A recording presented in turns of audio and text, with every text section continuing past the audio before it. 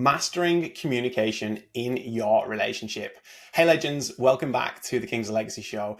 If this is our first time meeting, my name is Rich James Jackson. If you've been here before, welcome back, you absolute living legend. Thanks for being here again. I appreciate your time.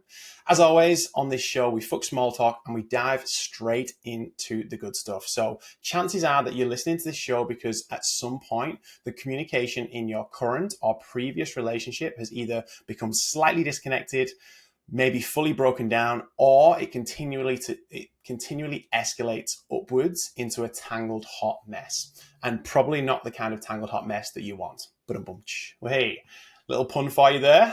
Hope that's cracked a smile on your face.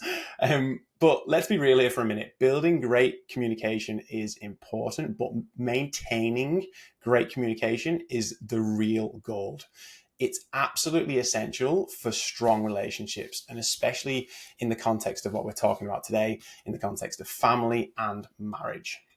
Shortly, I'll share some things that I've successfully introduced in my own relationship, and also a little story about one of our clients who's been having a few major aha moments through these last few months. So now let's get to the heart of why communication is the bedrock for any thriving relationship. It's not just about talking or sharing the day-to-day.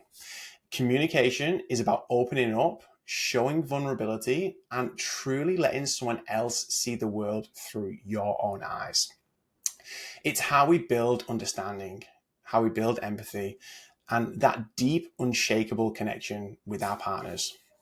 Think of it this way. Every time you genuinely share your thoughts and feelings, you're inviting your partner into your world. It's like saying, hey, this is me. This is what I'm about. And when they do the same, you're not just two separate people. You're not just two people living together. You become two people deeply connected by sharing an understanding of each other's worlds. This level of communication is what turns a good relationship into an incredible one. It's the difference between just passing each other by and truly walking together side by side. And trust me, legends, when you get this right, it changes everything. It's the magic ingredient that can transform any relationship from struggling to flourishing. So as we dive deeper into today's episode, keep this in mind. Great communication isn't just about avoiding misunderstandings or resolving conflicts. It's about building a bridge between our hearts and our minds, fostering a connection, and that's both empowering and enduring as well. And that, my friends, is what makes all the difference in today's world. Let's tackle some of the common tripwires in what we can and the common tripwires in what can be like a little bit of a minefield in couples communication. First up, assumptions, the silent killers of clarity. You know the drill. You think you've got your partner all figured out, right? Oh, she makes me mad because, she's mad at me because I forgot to take the bins out again. Or she's quiet with me because I was late home and it didn't help with the kids. But here is the twist. Assumptions can often be miles off the mark.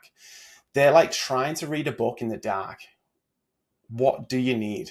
You need a torch or a flashlight, depending on where you are in the world. And that torch, it comes in the form of asking questions and actually listening to answers. So let's break this down. Key communication skill number one, active listening. Think about it for a minute. How often do you actually listen with the intention to understand versus just preparing, just getting ready for that next comeback or that next defensive play? I want you to take a moment right now and think about the last conversation that you had with your partner. Were you fully present?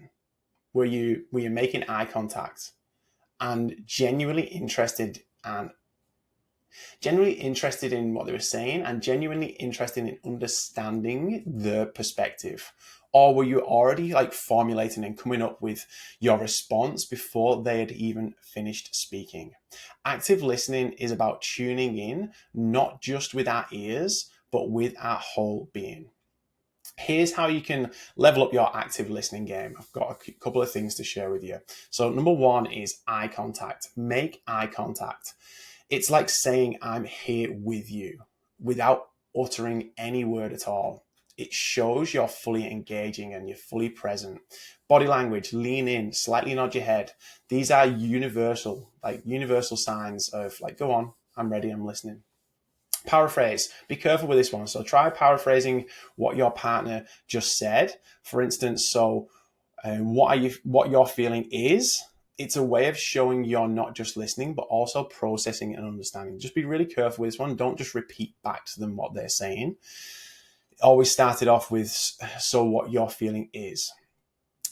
Ask questions, and not just any questions. Ask open-ended ones that encourage more and more yeses rather than no's.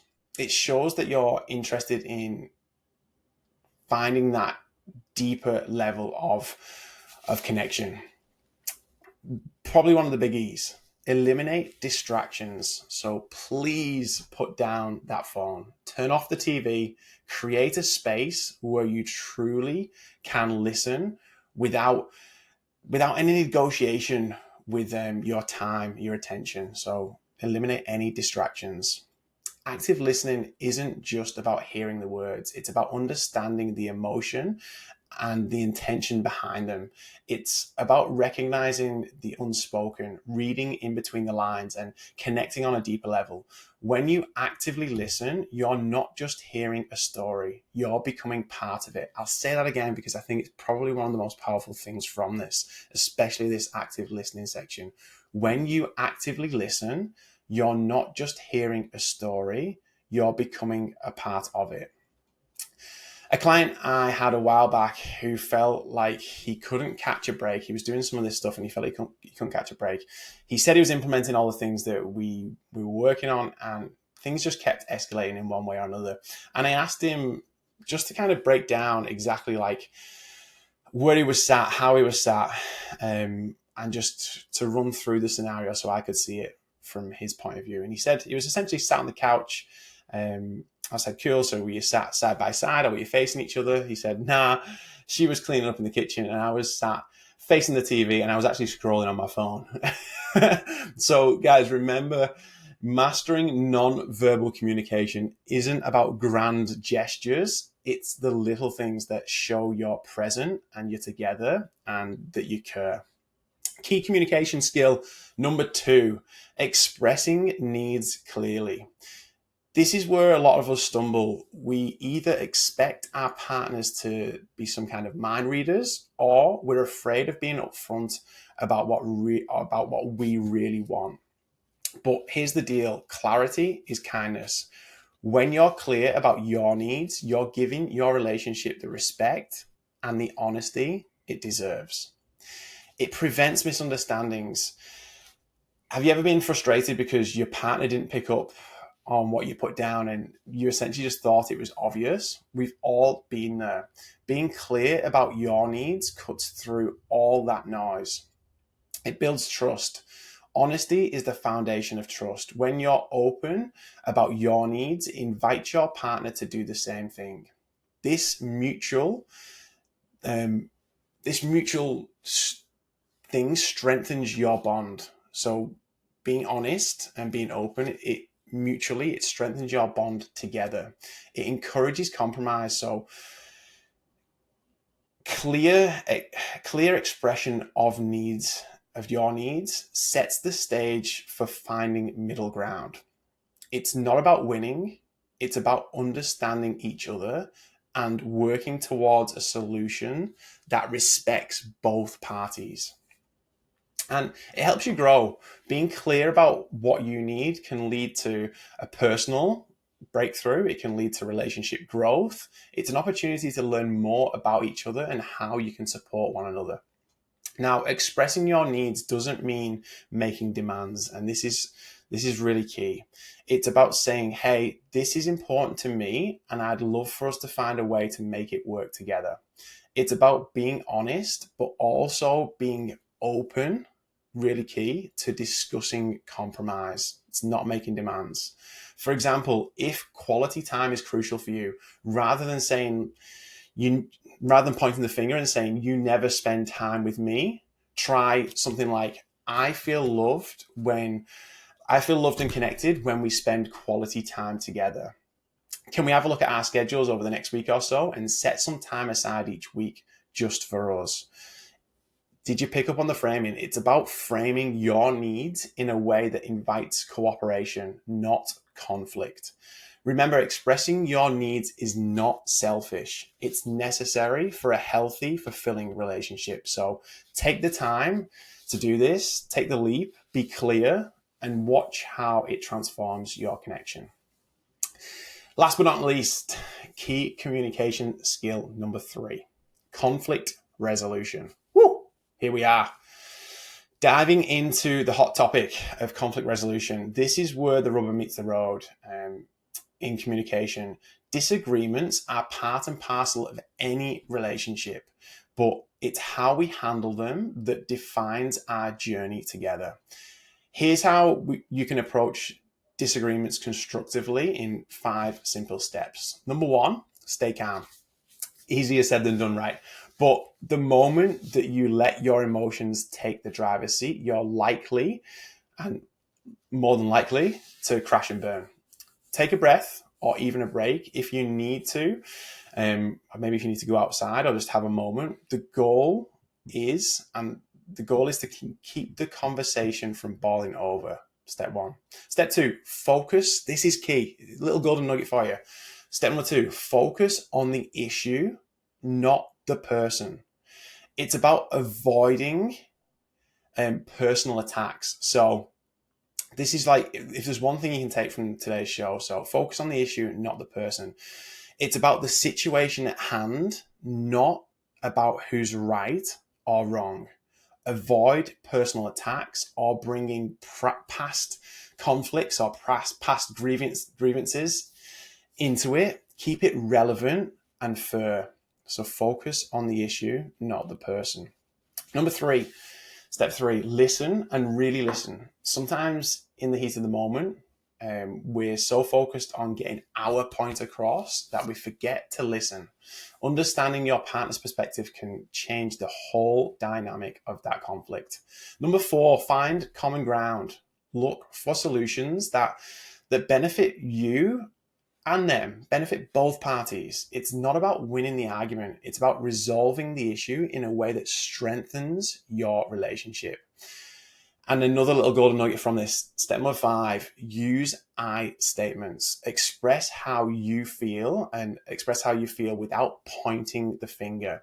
So saying I feel upset when is a lot less confrontational and more about expressing your feelings than saying something like, you always make me feel. Let me pull back the curtain on a scenario with myself and I was going to say Maddie, my wife. We had a disagreement about how we were managing our time. It's a classic, right? Initially, it was all accusations and defensiveness, but then we hit the pause button, we took a step back, and we applied those 5 simple principles. We acknowledged our emotions without letting them dictate the whole conversation. We focused on the actual issue, and importantly, we listened to each other's perspective. We found the root cause of the conflict, and it wasn't about time management at all. It was about needing more quality time together. So seeing the bigger picture helped us move from pointing the finger to finding a solution that works for both of us. We started scheduling regular and almost weekly date nights, which became something that we both look forward to. And the key takeaway here is navigating disagreements constructively strengthens your relationship, turning potential battlegrounds into opportunities for growth and deeper understanding. Remember, it's not about avoiding conflict, but about facing it together in a way that brings you closer.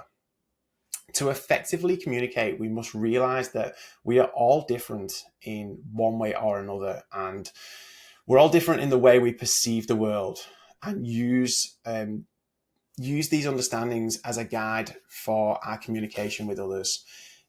If you love today's show, let me know. Even better, share it with me, and maybe share it on Instagram and tag me in it at Rich James Jackson. That way we can reach more people and have a bigger impact. Thanks for joining me, legends. Reach out to me on possibly Facebook if you'd like to discuss anything from today's show in more detail. I'm here for you. Remember, fuck small talk. See you in the next show. Signing out.